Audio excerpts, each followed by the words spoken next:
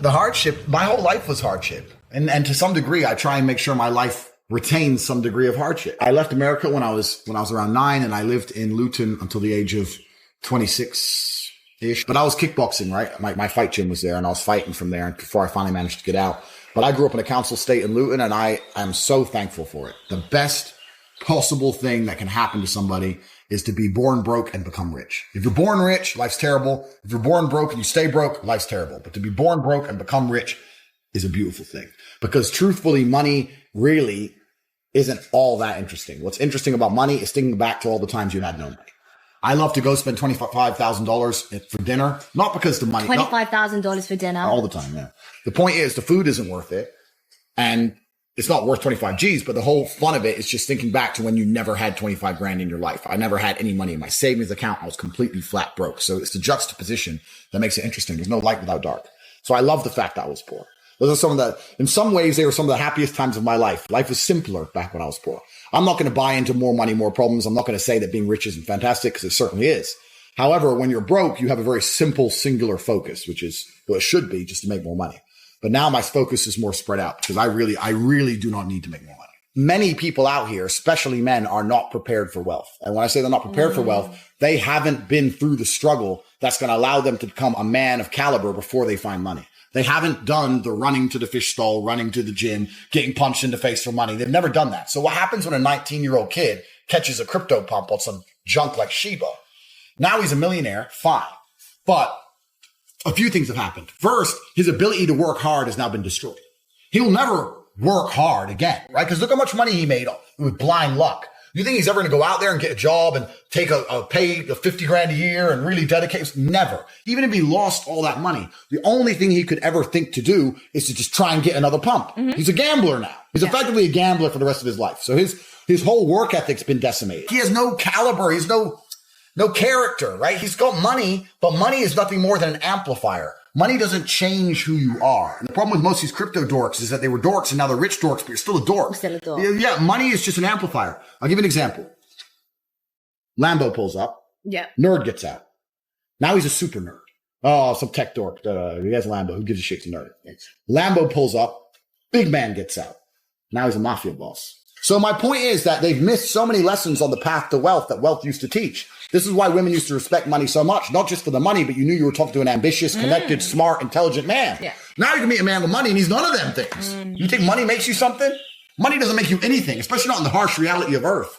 And the real harsh realities of Earth, bravery makes you something, not your money. Your MetaMask ain't going to save you if some dude rolls up on you with a blade and decides to stick it in your fucking neck. It's garbage. So these men aren't men. They're amplified dorks. I spent my entire career getting punched in the face. I had 87 professional fights.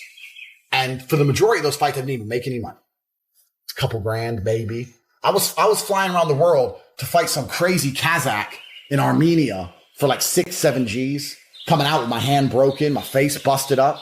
Like I've been to hell and back. And okay, yeah, it was self-inflicted, but genuinely is one of the best things that ever happened to me. I really find it remarkable when I meet men who say they work hard. And I'm not being elitist. I'm not being a horrible guy here because I'm from the streets, right? I'm from the ghetto. I'm not talking about if you're a taxi driver or whatever, and you've been a taxi driver your whole life. I'm not trying to sit here and shit on you. I'm not trying to do that.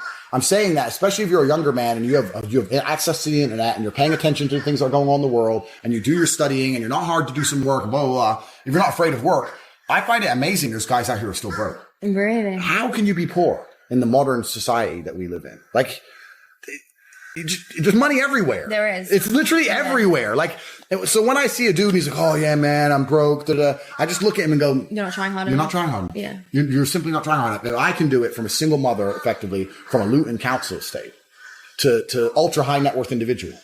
The unfortunate reality about money is that you are competing. So it's player versus player. It's like anything in the world. If you want that beautiful girl, so does everyone else. You have to win the competition. You want that car, you have to get it first. You want that money, everyone wants that money. You have to compete. It's competitive. Business is competitive. You are competing against people like me. You're competing against people like the people in my network. You're competing about people who only talk about money, who understand money very well, who operate in jurisdictions all around the planet, who are extremely well connected, who know things before you know them, who have mass influence and mass power and mass resource. You're competing against me. This is what you must understand. You're not waking up going, I want to make some money. You're competing against people like me. You're competing against billionaires. You're competing against hedge funds. How did these hedge funds keep growing? Where are they getting that money from? From the brokies.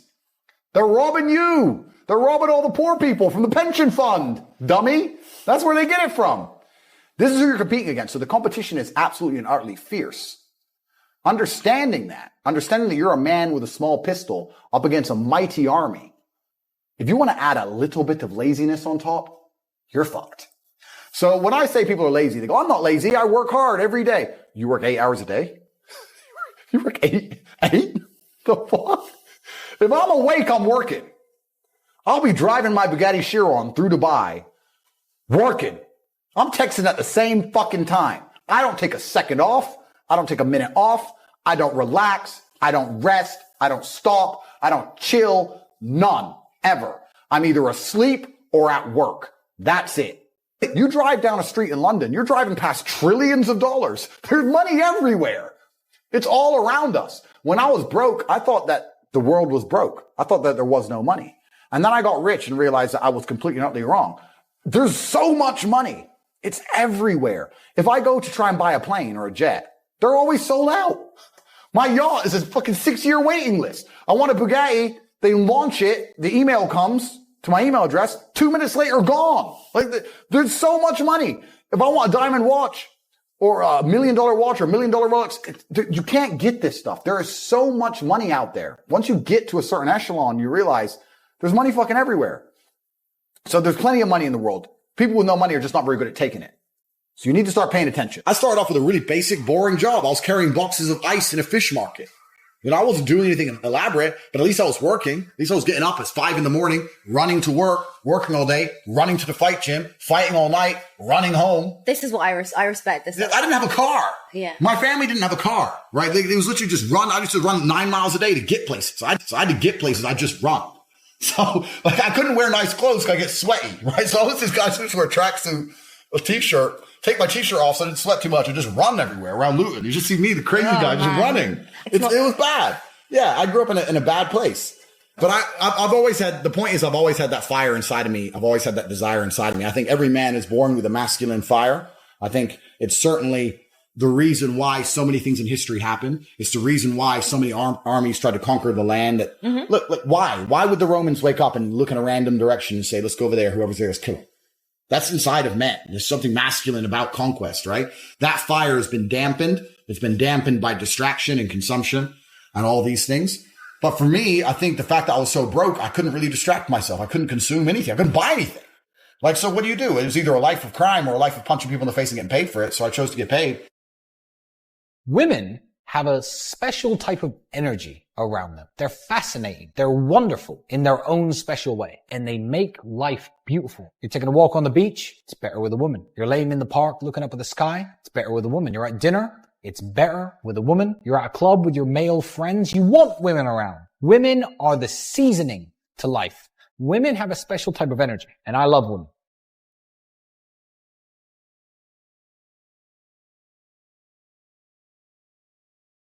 Let me explain something to you. There's no trick. There's no life hack. There's no being in a position where all the women you meet or come into contact with want to have sex with you.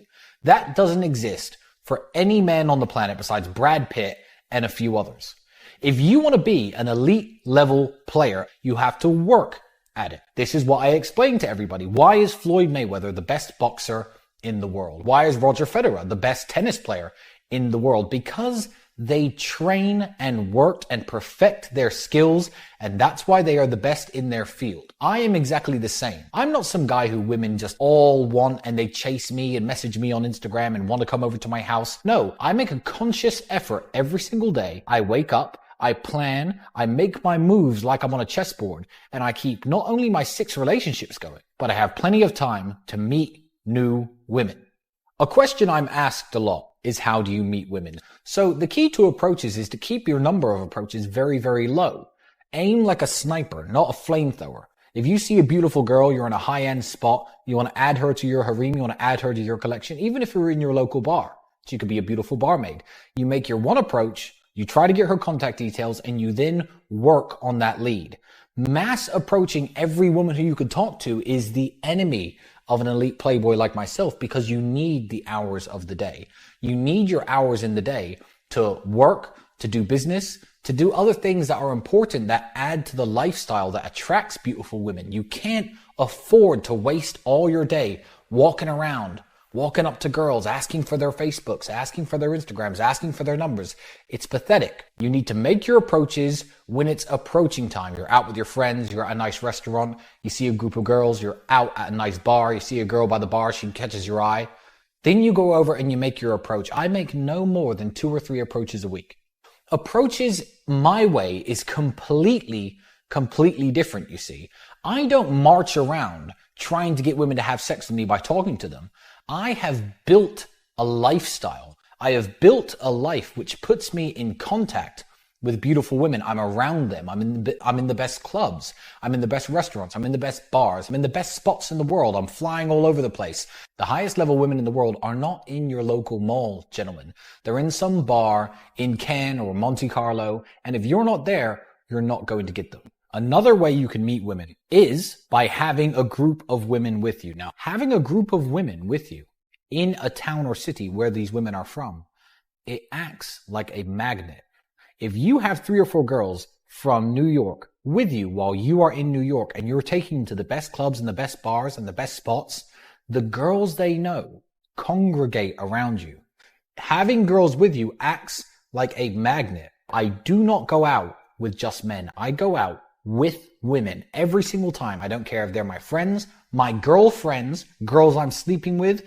I bring women when I go out because they're friends, their girlfriends, their mates, they all want to come over and talk. And that is a way that I meet a lot of women. Dating apps are nowhere near as powerful as Instagram. Everyone who's anyone, every attractive girl in the world is on Instagram. And every guy who's an elite level guy, every guy with some clout, some presence, some money, some talent, some skill, something to offer is on Instagram too. Instagram is the most powerful dating app in the world. You could be the most handsome guy in the world. You could be a Ferrari driver. You could be in super yachts in all your pictures and private jets. If you have a boring profile picture and 200 people following you, it's not that the girl likes you for the number of followers. It's you are not going to be seen. You're going to send a message to this beautiful girl. She's going to scroll down her messages. Oh, who's this? This guy has 20,000 followers. Let me read this guy's messages. She's going to skip right past you. The importance of building up a nice Instagram page when it comes to game is exceptionally important in today's world. Again, like with Instagram, my Tinder pictures are me next to my supercars, me by the pool, me looking good, having trained hard. I try to get all the attention I can from the social media, and my Tinder pictures are my Instagram pictures. Women will seek you out, not just in the real world, but in the online world more so than ever before. Women care about looks. They do. I'm not the best looking guy in the world, but I try my hardest. My beard isn't trimmed. My hair isn't cut nicely. But most of the time, I'm walking around with a nice trimmed, razored beard. My haircut is always on point. I've gelled my hair. I've dressed nicely. I'm wearing a designer shirt, nice watch, nice shoes. I'm presentable to the world. I work out. I'm physically fit. I'm not always in the best shape, but I do my push-ups every morning. I do my boxing. I do my training. Whatever training you do, you have to do it. Fitness is important. How fit do you look? It is basic human evolutionary biology. Oh, look, this big, strong, handsome guy, he'll give me nice children. Women may not think that exactly in their heads, but it's a big part of what makes women want to have sex with you. If you disregard it, if you think, oh, well, I'm rich. It doesn't matter. I'm a big, fat, ugly fuck. I've got loads of money. Women will want to fuck me. They won't. They may fuck you if you pay them, but that isn't what this is about. That's not being a playboy. That's being a customer. And I'm not teaching you how to be a customer. So yes, you do have to be presentable. You have to look your best. Train as much as you can. Make sure your hair is the way that you like it. I don't know. Don't get your hair cut if you have long hair, whatever. Do whatever makes you look good. Fitness is essential because it's something that women desire. So you take that general rule and you think, okay, I want to be as attractive as I can to as many women as possible. Don't be a fat, lazy. Rule number 1, if you're a fat, lazy, Get to the gym. You're not going to be able to live like me until you do. Get into reasonable shape, at least. Being the fat, lazy is not attractive to women. I am not every woman's type. A lot of women look at me and think, you know what? I don't like him. I don't like the way he looks. Don't like the way he's shaped. Don't like his height. I'm too tall, maybe, for some women. Yeah, if they're short. I don't like this. I don't like that. Cool. I'm not every woman's type. Neither are you. Nobody is. I know some handsome dudes. They're not every woman's type. They can't be. However, being fit makes it far more likely that you are going to be the type of the women you meet. So absolutely, this is an essential rule. Being a man in demand is fitness. Look your best, train hard. Women like to feel safe.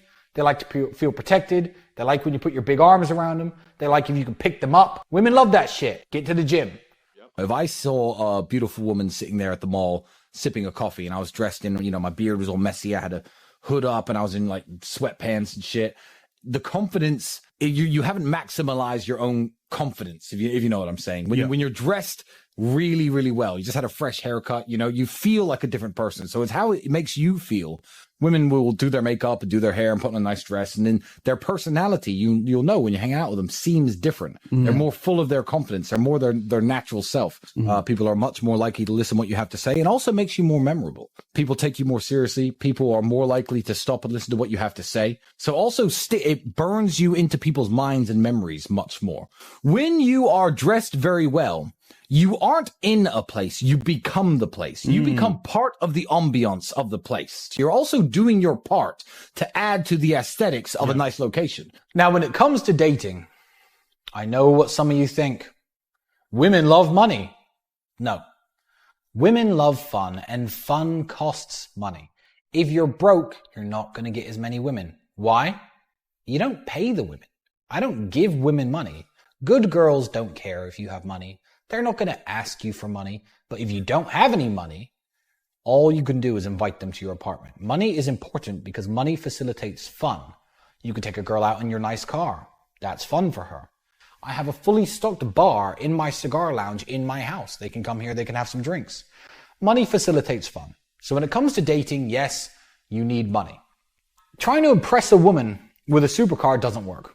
So a Ferrari can make an amazing date. A jacuzzi can make an amazing date. I don't know what else you have. A guitar, a surfboard, whatever your talents are, they can add to a date massively. If you have a Lamborghini like I do, you don't say, oh, you want to go out with my Lamborghini? Talking about money is narcissistic.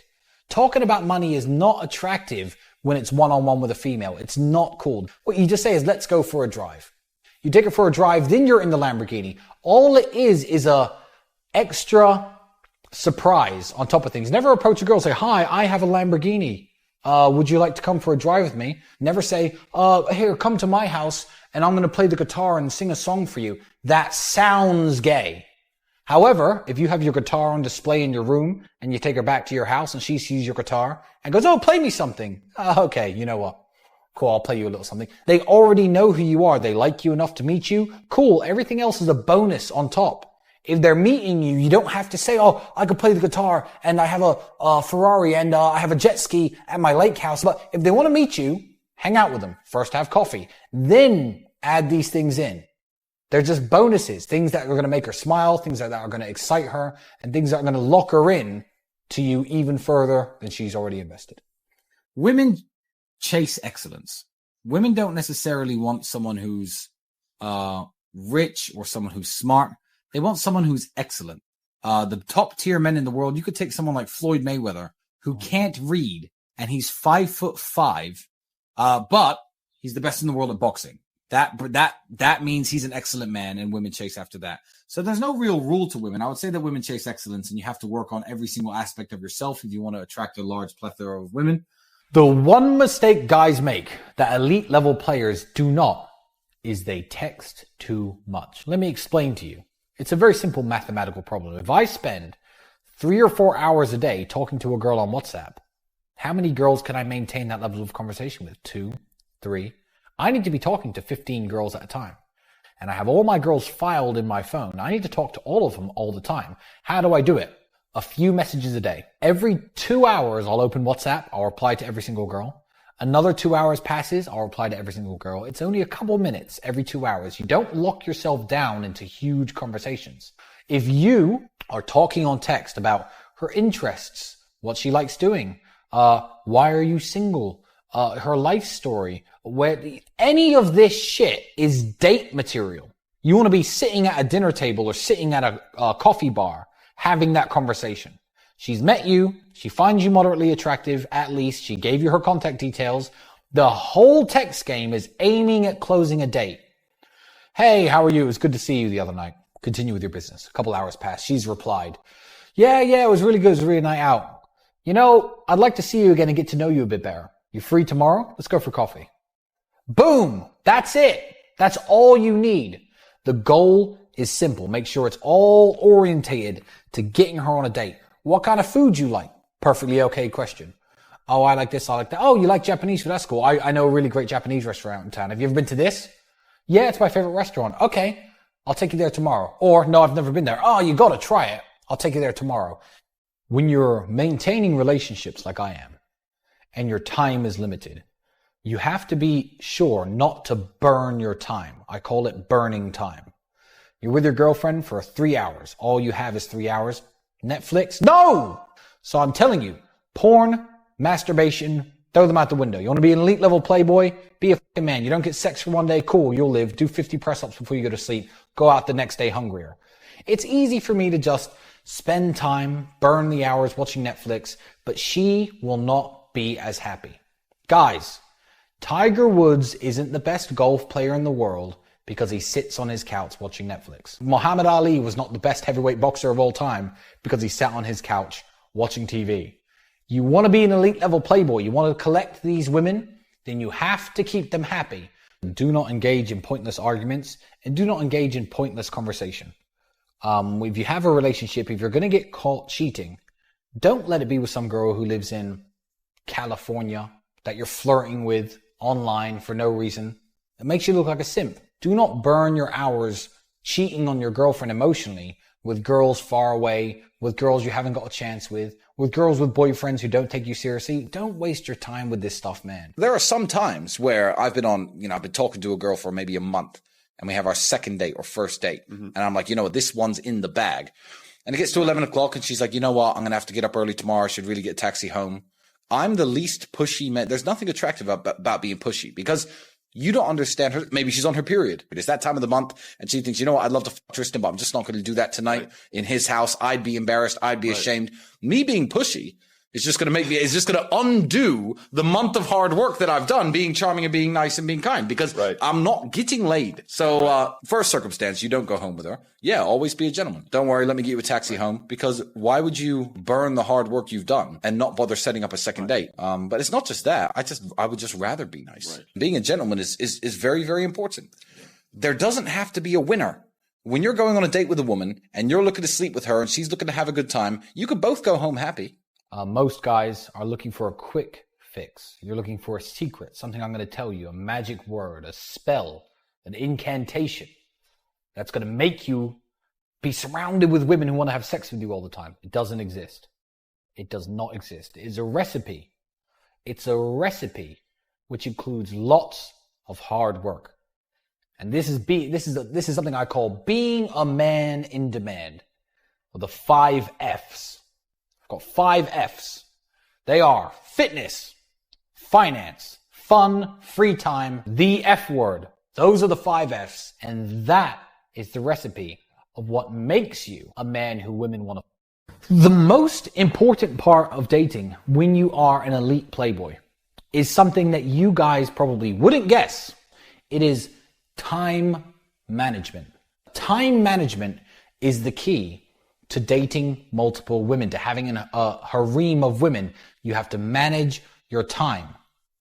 You need your time. You need your time to work out. You need your time to make money. You need your hours of your day. You can't go marching around malls or marching around parks trying to go up to every woman who you speak to. You actively get searched out when you're an elite level guy. And this is what I mean one more time when I say you have to train and you have to work at being an elite playboy. That's the key.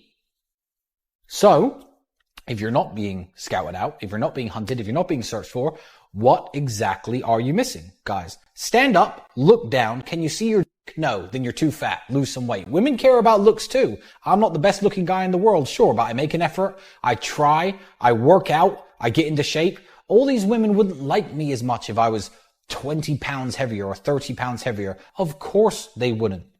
If you are lazy and you're broke and your Instagram looks terrible and you're fat as fuck and you look like shit and you're not smart, you're not interesting, you're not funny, you're busy all the time, how many women do you think you're going to get? Zero. It doesn't matter what you apply of what I know. You have to be a man who has some level of demand about him to be an elite level playboy. You do not give women money, ever. You do not give them money for sex. You do not give them money to show off. You don't give women money. That's bullshit. However, your financial situation creates an aura of fun. Women love fun. I have a swimming pool in my house. Women love that. In the summer, they're coming here, jumping in the pool, taking their bikinis off. Now, are they thinking, this pool, 28,000 euros this cost. Oh, this pool costs so much money. Tristan has money. Wonderful. No. They're thinking, wow, swimming pool. That's it. Finance and your financial situation makes you fun. Now, you have to be entertaining. Now, there are ways that nerds think you could be entertaining that don't work. Having a Lamborghini, for example. Having a Lamborghini does not make women want to have sex with you. It makes little boys want to drive around in your car. Women don't give a shit about driving around in your Lamborghini that much unless they like you. You have to make it fun. Having a supercar gets you an opening conversation. You park at the club, you walk inside. Is that your car? If you reply, yeah, that's my car. It has 600 horsepower and I got the tires custom from Germany and the body kit is actually from a custom body shop in Bucharest and I changed the color and I've got a special steering wheel. The girl's gonna be cool, see you later. If you're a boring twat, it doesn't matter what car you drive. It doesn't matter what car you drive. Hi, is that your car? No, it's yours. I'm gonna get drunk tonight. You're driving me home, yeah? Cool. Obviously, you don't really let her drive your car. But say something funny. I just came up with that off the top of my head. Say something witty. Say something entertaining. Being a millionaire, having nice things, having cool things, it doesn't get you pussy. It gets you a 5-second opener. And if you squander that, if you waste it, it was all for nothing. You have to be fun. Women don't care about money. They care about what's entertaining. Now, when I was broke, I used to have no money. I would be funny. I'd take girls on a date. I'd say, oh, you didn't wear high heels on our date in my Volkswagen Golf. They'd be like, no, where are we even going? Well, you know what? You're not wearing high heels. I'm going to take you to somewhere suitable. McDonald's. This was my routine. I go to McDonald's. I had a few pounds to my name. I roll in the window. Hi, I need an ice cream McFlurry. Yeah, bring me an ice cream McFlurry, but put extra love in it. What did you say? Extra love. Extra toppings? No, extra love. I'm on a date. I need to make her fall in love with me. Oh, okay. The girl's laughing her ass off. She thinks it's hilarious. I give her ice cream.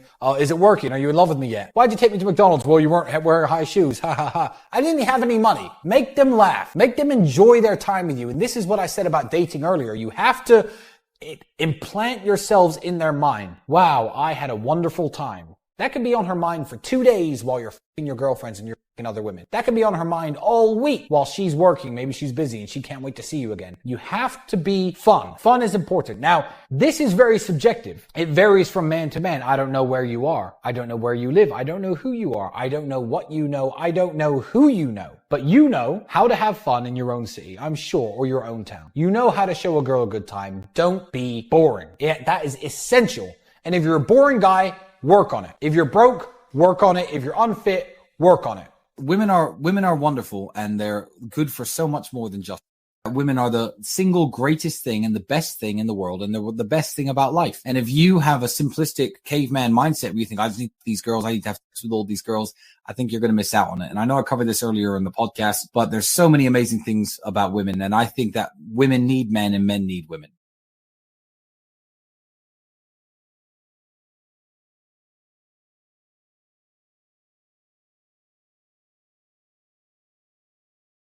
Getting hit and hitting back, that's the essence of life. It's the essence of business. It's the essence of everything. We're all going to fight. You're either fighting the system or you're fighting your own brain. You need to make a choice.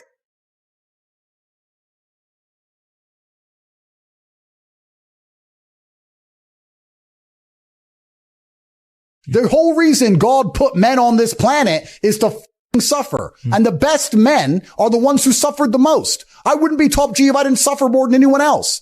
You're a better man than everyone else if your life was a mess and it was a hardship, because you're not what happens to you. You are how you react to it. And the best men on earth are men who have had their parents die, their best friends betray them, their girl betray them, thrown in jail, their money stolen, stabbed, robbed. And every time something happened to them, they sat there and they looked in the mirror and said, what can I learn from this? How can I stop this happening? Those are the best men. Those are the men respect. Those are the men women want.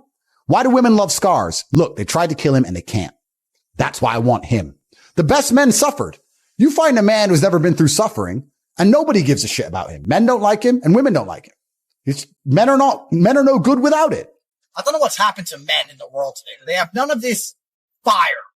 Men used to wake up and walk in random directions with their friends. No Google Maps, no idea where they were going. Just walk in random directions to find people who were different to them and just conquer it. Just take it.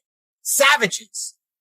You're supposed to have that inside of you, but enough brains to direct it in the correct direction to not end up in jail. But to wake up and say, no, I'm supposed to live a fantastic life. I'm supposed to be a king. Do you understand that me, Andrew Tate, I'm treated like a king? Restaurants don't even charge me.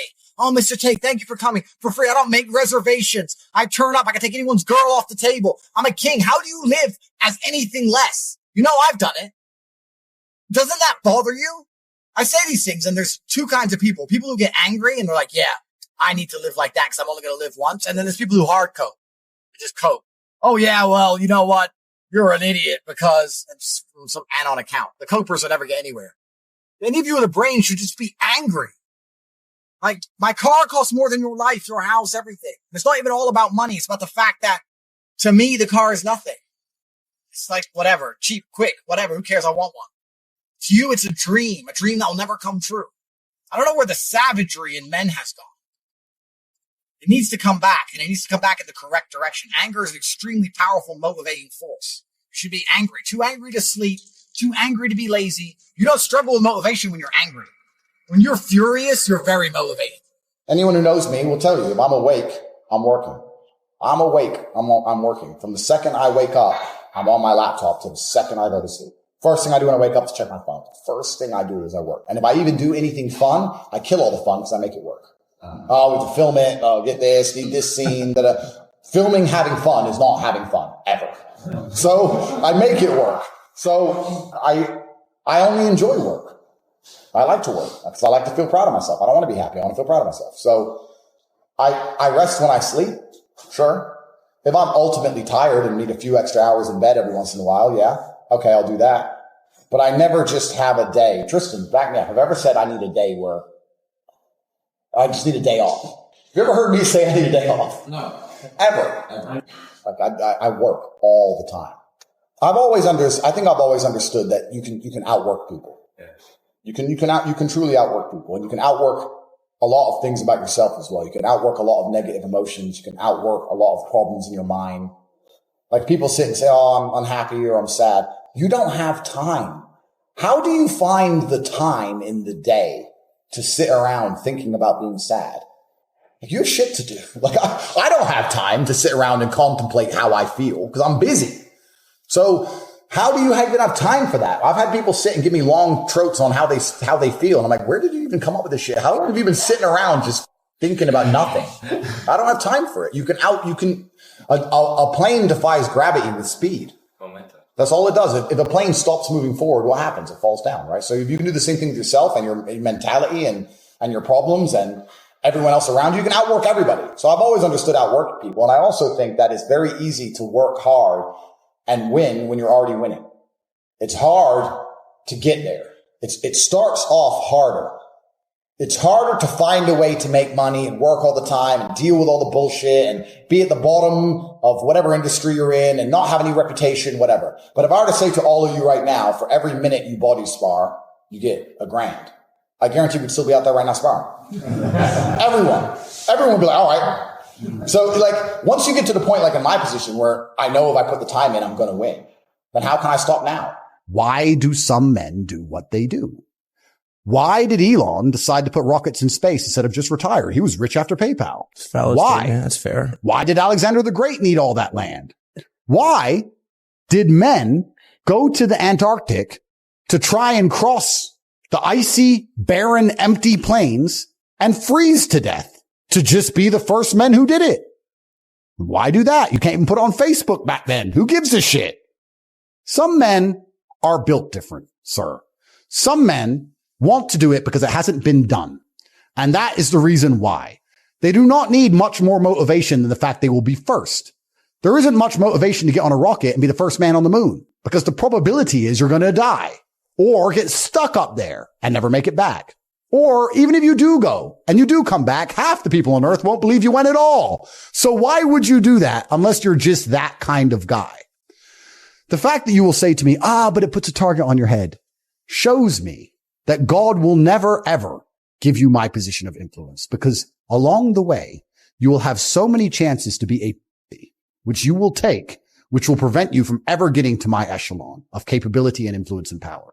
Because if I gave about having a target on my head at all, I wouldn't be sitting here right now and I wouldn't have the ability to do the things I can do. That's fair. So I don't care.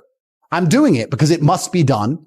There's an opportunity for it to be done and I can do it better than anybody else. Your mind and your body and your soul created by God have a degree of innate understanding of what's right and what's wrong. And if you go against that, you're going to feel guilt and you're going to feel shame and you're going to feel uneasy and you're not going to feel normal. If you're going to go through life and accept all the garbage they tell you to put inside of your brain, I don't believe you can be happy that way. I don't believe you can be a happy individual walking around pretending that blue is green, pretending that green is red, like staying in your house, being fearful, being afraid, hating your fellow man, believing in these narratives that there's no way you can ever get ahead because you're systematically oppressed and held down by some whatever. And if you absorb all this crap, you're going to be an unhappy person.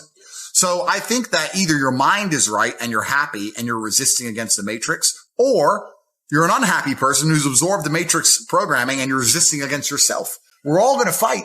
You're either fighting the system or you're fighting your own brain. You need to make a choice. Now, I personally would rather fight the system than sit inside of a self-destructive cycle looking at myself in the mirror. Yes, I need my 8th injection. Yes, I'm so sad. Like that sounds worse to me than being canceled. So you can cancel me, but this battle's here for everyone. And I think if the world understood that and if people understood that, a lot more of them would stand up, but they think they can avoid it and they can't. Everyone's obsessed with the positive experiences, but nobody is chasing any kind of negative experience, which is why, I chose fighting, right? Yeah. But I believe every man should be choosing to do something which is extremely hard, which they hate, which sucks because you don't appreciate life at all without it. The reason people are taking so many drugs, for example, the reason people chase higher highs all the time and the reason they're constantly taking drugs and trying to and drink more alcohol and chasing higher highs all the time is because they don't experience any lows. Mm-hmm. So you always want a higher high, but I promise you the higher high is fine if you balance it with a little bit of low. If you bounce down there for a week and come back to where you were, you're good. Constantly chasing higher highs is hedonism, which ends in one place. Mm-hmm. It always ends in a downward spiral, right? And butt sex, like the whole city of LA. You're obsessed with butt sex. Well, hey, bro, it's your city. So you need to stay away from constantly chasing those things. You need to artificially manufacture some lows. I chose fighting because fighting will do that for you. It's hard. It's stressful. You're worried. You train all the time. You're exhausted. You win. You lose. You get hurt. You go hospital. There's a lot of negatives in it, but there's not enough negatives in men's lives today. But you're asking me about jail as if it's a good or bad thing, or if I'm worried about going back. But to me, all experiences are on an even level playing field. Whether it's a good experience or a bad experience, it doesn't matter. There's experiences and then there's comfort. And it doesn't matter if you're a good experience or a bad experience. As long as you're on the experiences side, I'm happy for you. Mm-hmm. My father died, which was a negative experience, but you learn a lot from it. It was an experience. It was a period of life where I was learning and growing. As was jail, as was sitting in the Bugatti meeting, as was buying a jet, as will be conquering the crypto space, as will be getting fucking stabbed when he finally gets hold of me and I can't block it with my hand. That's life. Every time something bad happens to you, you are your most competitive if you are motivated by it, right? So getting hit and hitting back, that's the essence of life. It's the essence of business. It's the essence of everything. So absolutely. So sparring is a fantastic way to put it out, but also in every single thing that happens in your life, whenever anything bad happens to you, you can be motivated by it. Tristan said in jail, he quoted the Count of Monte Cristo. Was it 13 years in the Chateau d'If? Then the world is mine. So he's saying, we got hit, we got thrown in jail. And the story of the Count of Monte Cristo is a really long story, but he gets thrown in jail unfairly. He comes out of jail, becomes one of the wealthiest and most powerful men in the world, and then gets loads of revenge on all the people who put him in jail. And Tristan kept saying, 13 years in the Chateau d'If, because he spent 13 years in jail, and then the world is mine. So even when we got hit with a matrix attack, it excited us. We're like, they put us in jail, but now everyone talks about us. Okay, we'll get out one day. 10 years, 5 years, one day we'll get out. How do we take that attention? How do we monetize it? How do we become bigger and better? The people who have attacked me are furious. They made me more famous than ever before. So when we were in jail, when bad things were happening to us, we were literally sitting there planning. Cool. What's going to happen when we're out? Fine. We're going to have a bunch of interviews. I need to be on point. I need to be sharper. Give me a dictionary. I need to learn new words. What's going to happen if I'm going to bring this unfortunate clip up? What am I going to say? What's going to happen if they try to attack me from this angle? You have to plan and you have to fight. You have to be excited by it. So getting hit by things, you can either go, I got beat up. It's so hard. I'm in jail. I miss my family. Or you can go, okay. Give me all the time I need to prepare for my counterattack, my revenge. I'm just getting started. I think that a lot of people don't understand that it's all of the challenges and struggles that's going to make them, it's either going to make or break them. I don't read studies very often, but I was sent a study about stress from somebody. It's probably the best study I ever read. And it's talked about the placebo effect of stress. And it said that they took some of the most stressed people in the world, CEOs, etc. And the ones who believed that stress was really bad for them were dying earlier because of the cortisol inside of their blood. And they said stress was really bad for them. They were having heart attacks. But the ones who believed that stress was good for them and it made them perform, I perform under pressure, stress is good for me, they were living longer. So the same drug inside of their blood, how they framed it inside of their mind had different effects on their body. So from that point onwards, even though I already thought this way, I knew I was the right way. I knew it was the right way to think innately because I've done pretty good in life that way. But this confirmed it. Every time I feel stressed or under pressure, I get excited. I hate to not be stressed. I wake up and I'm like, everything's good. Yes. Like that's just how I am, right? But it's how you adopt, it's how you look at the problems and how you use them to fuel you. So the question was, what's the problem for the average man today? What's the biggest problem? I think there's a whole host of problems. But what you have to do is frame it inside of your mind and understand that all of those problems are going to allow you, give you the fuel, the unlimited motivation that you need to become a successful and beautiful individual if you frame it in the right way. If you take a man and give him a life shielded from problems that he never has any to face, I guarantee you he's terrible at being a man. The best men in the world have gone through shit. That's why women love scars, because it didn't kill you. That's the whole point of it, right? So the best thing you can do as a man is look and go, okay, this is hard, this is hard, this is hard, this is hard. I feel negative because these are all so difficult. I'm struggling with X, Y, Z. Let me internalize all of that and turn it into a superpower.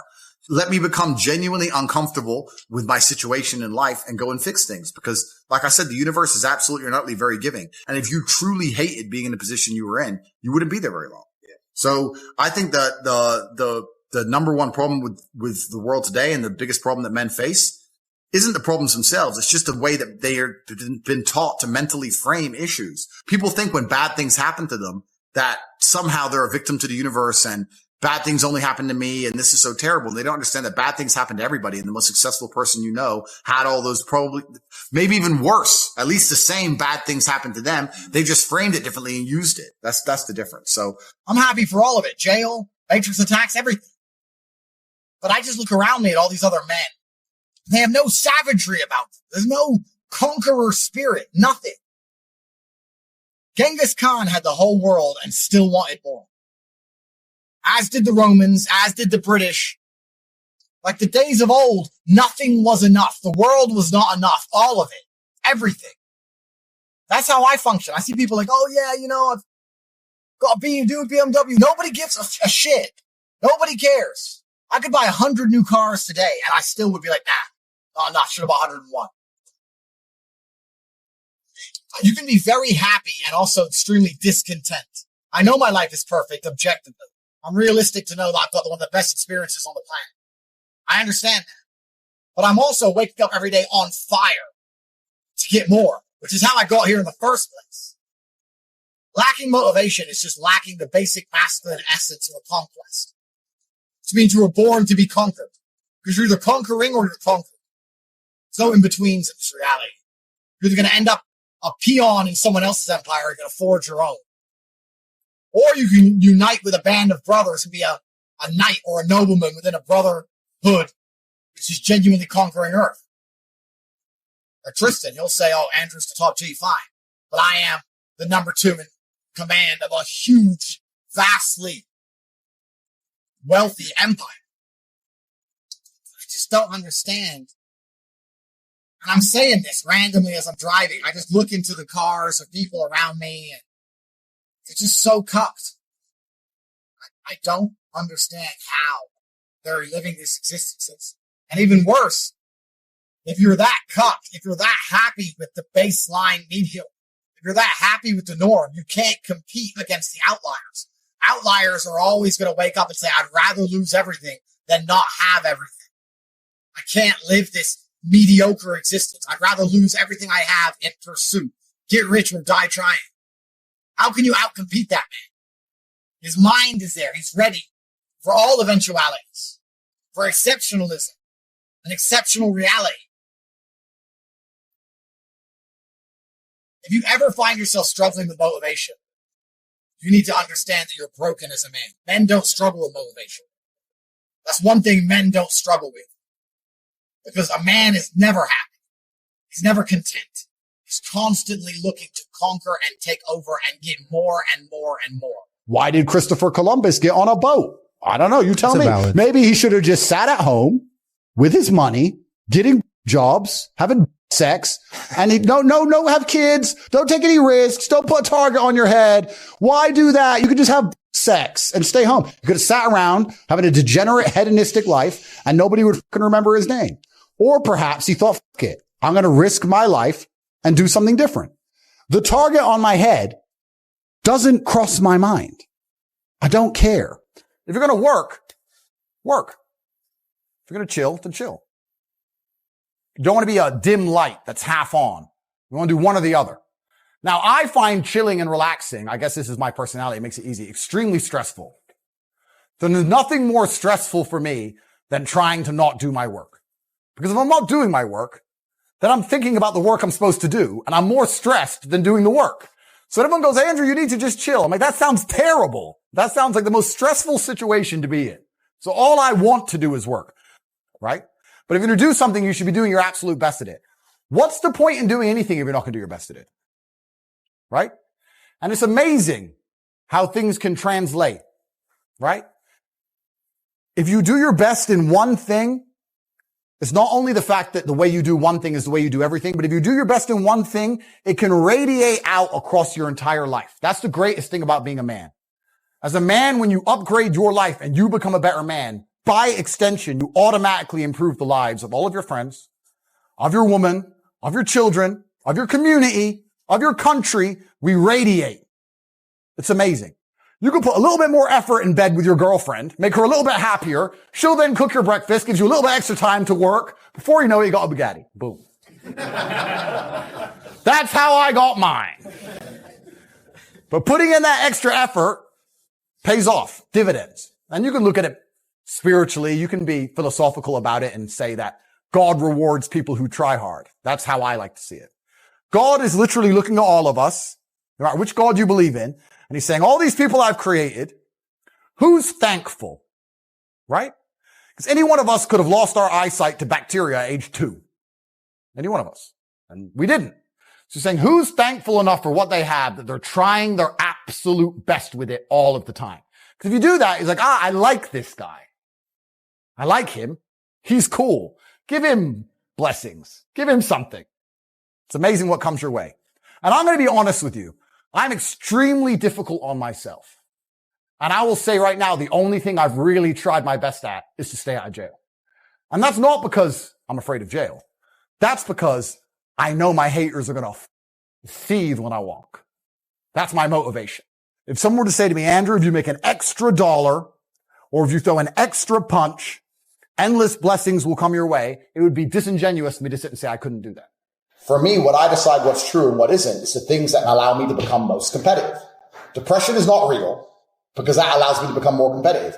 I don't give a shit what paperwork you pull out your ass and which depressed person or psychologist comes in here and tries to explain to me how depression works. I'm more competitive if I don't believe in it, because then when bad things happen to me, it doesn't cross my mind that I might catch depression. It is not even an idea in my me and Tristan are in jail. Everyone's depressed. We're smoking cigarettes and dancing around. We can't be depressed because we don't believe in it. So I'll only adopt ideas that make me hyper competitive. And sometimes that's going to make you very humble. Sometimes it's very competitive to think, shit, I might lose here. Sometimes competitive to be delusional and think you can't lose. If you corner me and there's no way out but to fight and 10 men are going to try and kill me, I'm going to believe I can win. Delusional, maybe, but it makes me most competitive. That's what I believe. I've decided. My brain works that way.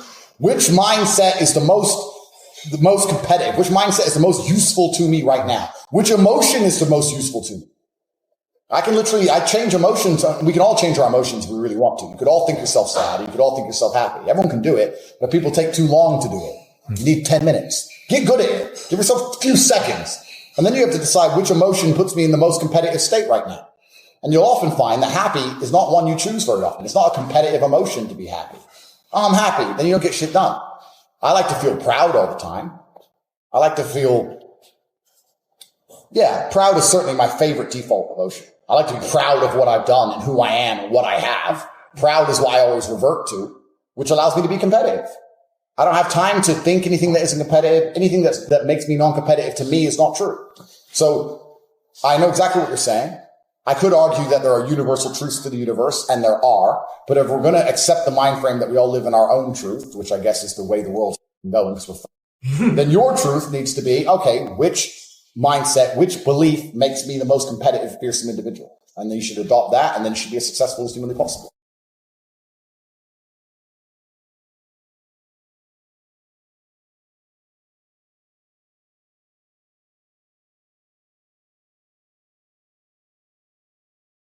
You know why God made your girl leave you?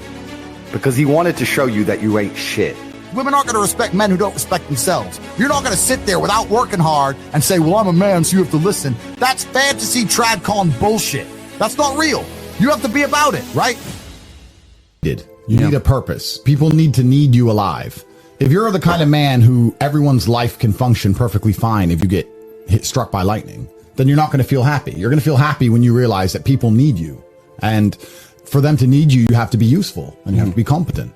And whether that's children or your girlfriend or your parents or anyone else who cares about you, I think living for other people is one of the most beautiful things a man can do because it gives you a purpose, a higher purpose. And most of the men out there who live normal lives do exactly that. Why do they work jobs? They work jobs for other people. They don't do it for themselves. They don't even keep most of the money. It goes on the kid, the wife, the house, and they're taking care of others. And that's a masculine imperative God has instilled in us. And it's a beautiful thing. And I think if you're going to do that, you may as well do it for your own offspring. Who else are you doing it for? I agree. There's no light without dark. You have to decide what you want to do. And the only way to avoid these things is to stay an insignificant nobody. And I think that's the worst possible life a man can live, is invisible. And most men are invisible. Most men are. I say this all the time. Every single time I go on a date with a girl and we're sitting in a restaurant, when we leave, I say, how many men do you think was in that restaurant? And she goes, oh, I don't know, 3 or 4. 3 or 4. There was 10 waiters who you didn't even see. They're invisible to you. Yep. They don't even exist. He brought you a drink. He spoke to you. He asked you what you wanted to eat. I had to tell you to say please and thank you to his ass because you're f***ing rude. You're 19. You ain't even working. This dude's working 12-hour shifts. You're like, oh, water. I'm like, water, please. Get some manners. What's wrong with you? These girls, so if you're a man and you're acting together, you're invisible anyway. So you're either going to be an invisible nobody or you're going to be a warlord and you have to be ready for that war. I am ready to win this war and continue with my conquest of Earth and continue to try and inspire people to be the best version of themselves. And I am also very ready to go to jail forever. I'm ready because it's not up to me. It's up to God. And if God decides I need to go to jail, then so be it. If I catch a 10-year stretch, it's going to derail my life for sure. But when I'm 65... or 70, and I talk about the time I caught a 10-year stretch in Romania on some bullshit and lived amongst the cockroaches and the killers in the mental asylum, at least I'm going to have a story from it. At least I'm going to be a better version of myself. I'm not afraid of these people. I refuse to live in fear because this is a choice I made. I made this decision to be this man, and I understood exactly what it comes with. And a lot of people at the bottom see all of the benefits. They see our cars, see the private jets, they see the girls, they see the status, and they want all of that, but they don't want the negatives. And that's why they're never going to get it. Yep. Because on your way up, you're going to start getting hit with the negatives. You're going to be derailed. There's no way to get to the top without dealing with monumental levels of stress. I often say the reason a lot of people don't have the things they want is they couldn't handle the things they want. They couldn't handle the life that is required to get the things they want. They simply would get anywhere near it and start to panic and out and just go on holiday and hide on a beach and delete their social media. Even comments. Bro, mean comments. Bro. I've got street problems. You think I give a about mean comments from some anon? It's difficult for me to put into words how much I don't care. But there's people out there that do care. Yeah. And then they think, oh, I want to be like Top G, but you can't handle a comment on the internet. Bruv, these people are born to lose. So you have to decide, and you need to look in the mirror and really make a decision, because I think perhaps if you want to build a life, choosing your life path and knowing which life path you want to go down is going to allow you to be the most effective in the construction of that life. If you say, I can't handle that stress, I want to be somewhere in the middle, then accept it, accept the good and bad that comes with that, accept the kind of life you want to build and go do it. But don't sit there and say, I want to be Top G, I want to live this great life, and you're not prepared for war, because it's coming. You make women respect you by being a person who's worthy of respect, the same way you make a man respect you. I mean, I really think that if society respects you, females will respect you by an extension. And there's lots of ways you can do that. Obviously, having money helps with that. Having a good job helps with that. Having a nice apartment, nice car obviously helps with that. Being in good shape helps with that. Being smart, being witty, all these things help. But this is the reality of life as a man, is that you have to build your value. People say to me all the time, oh yeah, Tate, you get girls. I said, I got girls because I became a kickboxing world champion. That's thousands of hours in the gym. I wasn't born with some magic. I'm not Ron Jeremy. I wasn't born with some tool. You know, it's like, I had to do it myself. So you have to build it as a man. This is just the unfortunate reality. If you're not prepared to do any work at all, you're going to suffer. And this is the reality of life as a man. You have to build it. Yeah, it's interesting because I feel like a lot of guys kind of go on YouTube, they'll go on blogs, internet, wherever, to kind of figure out, like, what's the thing to say? How do you get a girl? When really it's asking kind of the questions that give you more superficial information that's not going to really do much. And you're talking about, well, become a valuable man. So now that's about building more of a foundation of being an actual attractive person instead of trying to copy and paste things. You know who Roosh is? Yes. Okay, Roosh. So I don't like Roosh. And the reason I don't like Roosh is this. He spent his whole life chasing around the world. He never worked on himself or became a high-value guy. He spent X amount of years chasing women and wrote books like he knows what he's talking about. He's now lonely and old. If he got sick, he'd lay in bed on his own without a nurse, without a wife, without children. He's even failed at women. He has no wife. He has nothing of genuine substance. And that's because he's not a man of genuine substance. So even if he managed to say the right things and sleep with a girl, as soon as she realized he was vapious, she disappeared. So you can't hack having a personality. You can't trick a girl into thinking you're something you're not. If you want a woman to really respect you, then be a man worthy of respect. It's really that simple. My point is that if you end up like Roosh, where it's your only sole focus in life, got it, you're going to end up a loser because he's never dedicated himself to anything else. Yeah. What has Roosh succeeded at? He's failed financially. He's failed from a family perspective. He's failed even with women. He doesn't even have a woman at the end of it. I'm giving the best advice I possibly know to men, because I'm telling you, if you're a man out here who's not going to mess around with girls, not get any experience with women, not get experience with how they work, find one girl and instantly fall in love with her, guess what's going to happen? You're going to get wrecked. You are. The man who just meets a chick, has no experience with girls, isn't really good at getting new ones, they're the ones who end up sitting lonely at 42, divorced by themselves. Every single one of them. The only chance you have as a man now is being versed enough in the game and having enough experience with women to not get played. These women are sharks, G. You gotta be careful. I'm saying these things. Oh, he's right. You can't be a man with no experience out here and just meeting your first chick and falling in love. Because 99% of the time, it's gonna go wrong for the man. When men come along and ask for relationship advice to me, I'm like, if you want to be good at something, you need experience. BJJ, driving, keeping a woman happy. I can keep a woman happier than anyone because I've had a bunch of women. If I didn't have a bunch of women, I don't think I could keep a woman happy the same. I really don't believe that. If you're going to be a man and say, for the sake of love, I want to forego all of my own experiences and be less competent in the battlefield, that's fine. But I'm telling you that you're putting yourself at risk. I think the best chance a man has now in the Western world is to date, have a bunch of girls, date a bunch of girls, meet a bunch of girls, find the best one he can, and then perhaps settle down. But to sit and say, oh, I've met one now, I'm going to stop the game, you're going to get in trouble. I'm saying that it's a very dangerous battlefield now. When you were saying, I feel sorry for the young people, so do I. It's hard now. Imagine being 15 with social medias and these kind of things. It's nuts. Imagine being a 19-year-old boy now. Every 19-year-old girl you're in love with is on Instagram dating 40-year-old billionaires. It's crazy. And I'm saying that a lot of the men, who are the most heartbroken, who are most upset, people underestimate how important the relationship between a man and a woman is in the masculine life. I can tell you right now, you can give a man everything, but if he's arguing with his chick, his head's it doesn't matter. It's so important. And I'm saying the best chance you have to negate these things is experience with women. You need a degree of experience as a man. Women innately want it. You see a woman who's unhappy with her boyfriend because he's simping or he's acting stupid or he always just chases me around. Women will tell you themselves, he's boring, It's true. You need to get to the point where you have enough abundance and you've been about the game long enough that you can say, that's a shit test, she's playing games, goodbye. You have to. And I'm saying the only way you can do that is with experience and abundance. So as a man, you need to do your thing, get to a point where you meet the one and settle down. But to sit and say that period where you do your thing isn't necessary, I completely disagree with that. I think you're gonna end up wrecked if you don't do it. In the modern world, with Instagram, with everyone after his chick, when he's Joe Schmo and I'm messaging her, it's over. And I'm saying the best advice you can give the guy is when he gets his heart broken and he's truly destroyed is you need to become a man that women don't leave.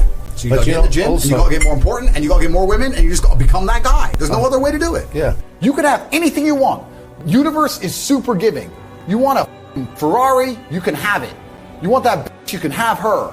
You can have anything you want on the planet. There's not a girl I look at that I want that I can't have. Not one. That's my reality. There's not a car I can't have. There's not a house I can't buy. If I want to go to a yacht, if I want to go to Antarctica, there's nothing I can't have. Bam. Because I've decided to become this man. It's the same for absolutely every single one of you at home. If you want it, you can have it. If you're sitting there saying, oh, but I tried my best and I still didn't get it, you're lying. You didn't try your best. That is a lie. The universe gives it to everybody who genuinely tries. And I know that to be a fact because this world's competitive. We're all competing against each other. And the majority of people don't try. The thing about the world is we need losers. I'm not mad at losers. If that's the reality you've chosen to live, you get one spin in this version of life. And you decided you want to be a loser, that's fantastic because my cars need cleaning, my hotel room needs cleaning.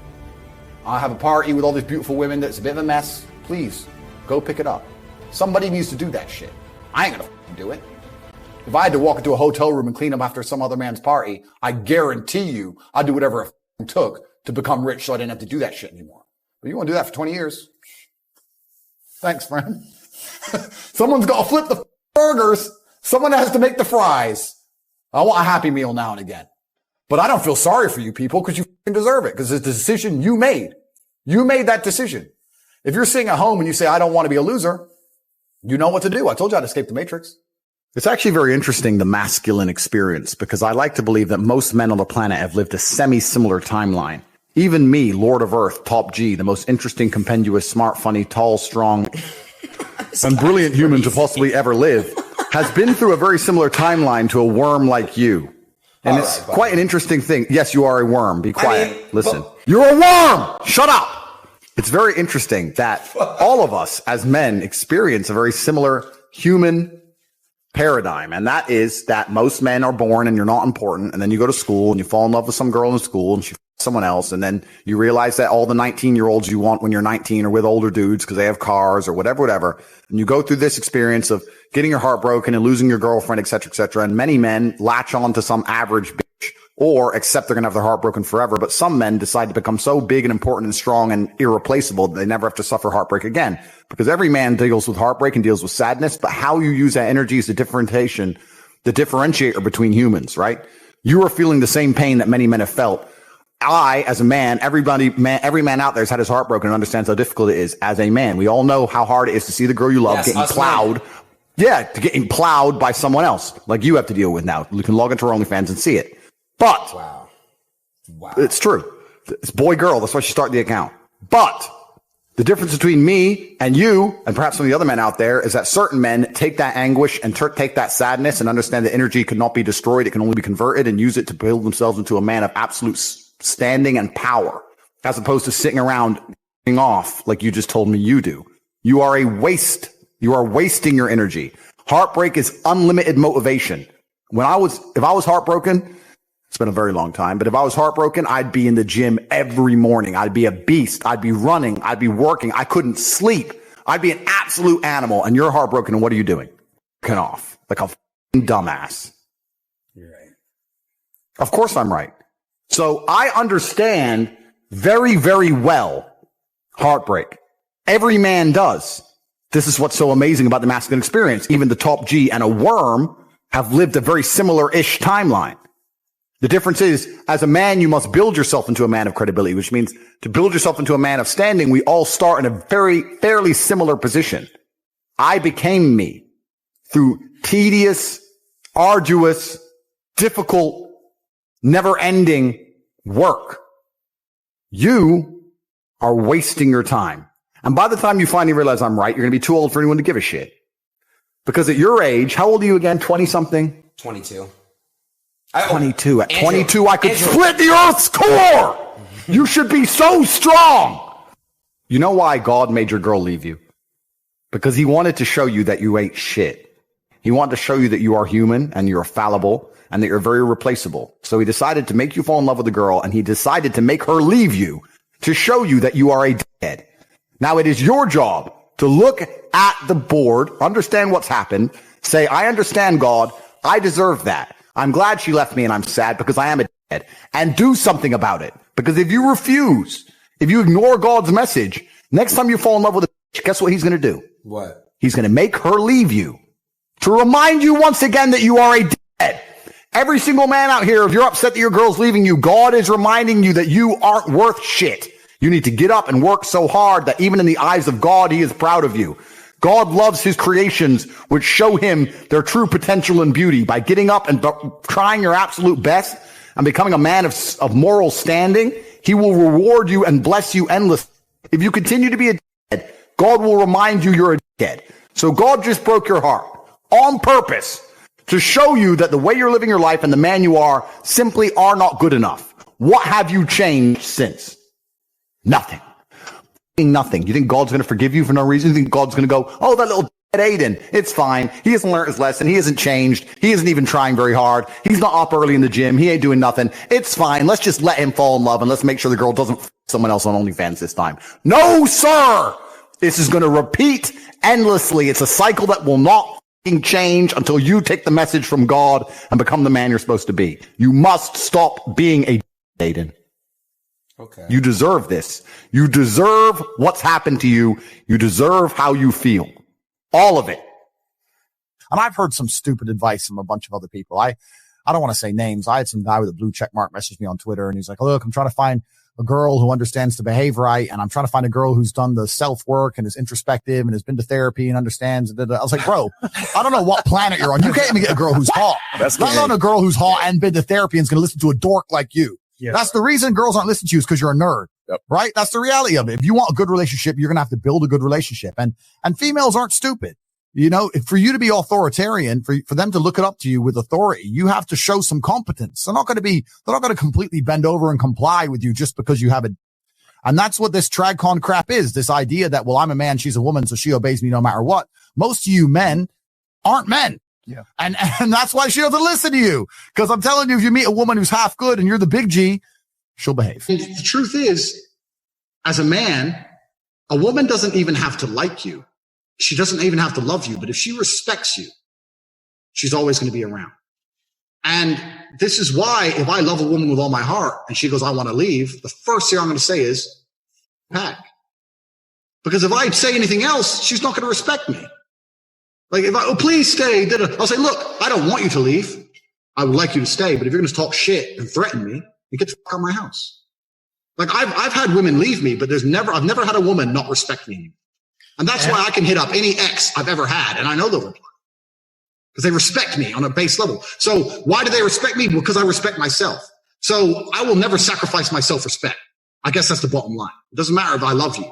My self-respect has to come first. And that's good for me and it's good for you. Because if I sacrifice my self-respect, you wouldn't love me anymore either, bitch. So that's just how it's going to be. That's just how I view the self, because that's how I view the world. That's how I always am. You know, you have to a degree, put yourself first. You can't pour from an empty cup. You have to be like all about you. No one else is going to fix your life. I really don't believe no one else is going to make your life fantastic but you. You have to be all about you. And so many of these guys who get hurt, because I really believe guys get hurt more than women nowadays. This idea that men hurt women and break women's hearts. Okay, maybe I've broken a few. But besides the elite players like me, most of the time it's the women the guys over. I really believe that. And a lot of the times they're getting screwed up is because they've tied their identity so intricately with this girl that they've lost their sense of self. You lose your sense of self, you can't have self-respect. And that's why she doesn't respect you anyway. And that's why it's all going downhill. And that's why you lose her and you panic and blah, blah, blah. You've got to be about yourself first. She has to be a compliment. So yeah, I've had my heart broken in regards to, I've had times women have left and I've really, really missed her, but I have never texted her first, ever. What did you do with the pain of the heartbreak?